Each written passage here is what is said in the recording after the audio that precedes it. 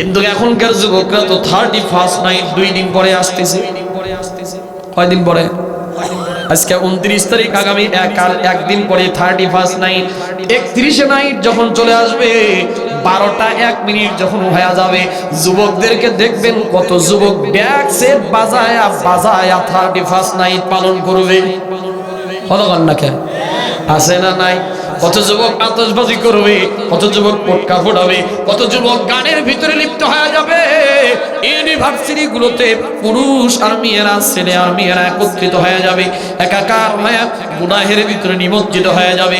এই জন্য ডাক দিয়ে বলি, যুবক ভাই, 31 নাইট পালন করা এটা মুসলমানের সন্তান হিসেবে তোমার সাথে মানায় না। তুমি তো ইহুদিদের ষড়যন্ত্রের ভিতরে পড়ে গেছো। 31 নাইট বড়দিন পালন করে, 31 নাইট 31st নাইট তো পালন করে ইহুদিরা, 31st নাইট তো পালন করে খ্রিস্টানরা। তুমি যদি মুসলমানের সন্তান হয়া 31st নাইট যদি পালন করা শুরু করে দাও, তা ওই দিন ওই সময় যদি হঠাৎ করে তোমার কাছে আজরাইল চলে আসে, কি জবাব দিবা? তুমি যে গান বাজাইতে বাজাইতে তুমি যদি মরে যাও, এই যুবক রে তুমি যে দেখছেন বাজাও, এই যুবক রে তুমি যে গুনার ভিতরে মেয়েদেরকে নিয়ে লিপ্ত হইতেছো, অশ্লীল ফাহিশা ছবিগুলো দেখতেছো, যুবক তুমি কি একটাবার চিন্তা করো না? এই যুবক ওই সময় যদি তোমার কাছে মৃত্যুর আজরাইল চলে আসে, তুমি কি হিসাব দিবা? ওই সময়টা যদি তোমার নামে মসজিদের মাইকে যদি আলান হয়, ওই সময়টা তোমার নামটা তো মসজিদের মাইকে আলান হতে পারে কি পারে না? জোরে বলেন, পারে কি পারে না?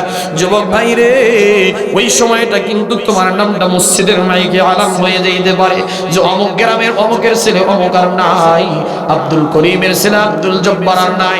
রোড অ্যাক্সিডেন্টে কত মানুষ দুনিয়ার থেকে বিদায় হয়ে যায়, কত যুবক রাত্রিবেলা ঘুমের ঘরে দুনিয়ার থেকে বিদায় হয়ে যায়। হে যুবক, তোমরা কি খবর নাও নাই? গতকালকের আগের দিনে তো মাওয়া এক্সপ্রেস রোডে দেখলাম, যেই এক্সপ্রেস রোডের নাম দিয়েছে ইব্রাহিম খলিলুল্লাহ এক্সপ্রেস ওয়ে। আছে না টোল প্লাজা? ওই টোল প্লাজার ভিতরে যুবক দাঁড়ায় আছে, তার সাথে একটা মেয়েও আছে, তার পিছনে তার স্ত্রী বসে আছে। টোল দিবে, বাচ্চারা ডাক দিয়ে বলতেছে, বাবা আমার হাত দিয়ে একটু টোল দেওয়ার ব্যবস্থা করে দাও, আমি একটু টোল দিই। মেয়ের হাত দিয়ে কেবল টোল দিতে গেছে, টোল প্লাজায় দাঁড়ায় আছে, আর পিছন থেকে আইসা একটা বাস এসে তারে মেরে দিয়েছে। স্ত্রীটা সাথে সাথে ওই গাড়ির চাকার নিচে পড়ে একেবারে পিষে গেছে, ছোট বাচ্চার লাড়ি বুড়ি পাড়ায় গেছে। ওই যুবকটা, ওই বাবাটা বেঁচে গেছে। এ যুবক রে, গতকালকেই তো বগুড়া ধুনুট এলাকায় একটা মেয়ে রোড অ্যাক্সিডেন্টের সাথে সাথে দুনিয়ার থেকে বিদায় হয়ে গেল। এই যুবক, তুমি কি একটা বারের জন্য খবর নাও না? কত মানুষ দুনিয়াতে চাকরি পাওয়ার পরে মা বাবার সাথে দেখা করতে আসতেই রোড অ্যাক্সিডেন্টে বিদায় নিয়ে চলে যায়। হে যুবক, এই জন্য বলবো যুবক রে, ও পর্দার অন্তরের মাগো, কিসের জন্য আজকে গুনাহের ভিতরে নিমজ্জিত হয়ে গেছেন গো মা?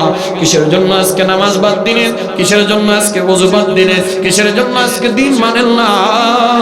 কিসের জন্য আজকে পর্দা করেন না গো মা? কিসের জন্য আজকে স্বামীর খেদমত করেন না?